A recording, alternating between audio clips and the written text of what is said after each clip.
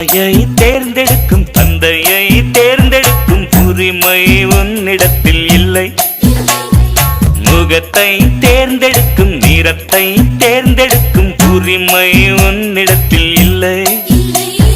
பிறப்பை தேர்ந்தெடுக்கும் இறப்பை தேர்ந்தெடுக்கும் உரிமை உன்னிடத்தில் இல்லை. இல்லை எண்ணி பார்க்கும் வேளையிலே உன் வாழ்க்கை மட்டும் உந்தன் கையில் உண்டு. அதை வென்று எடு.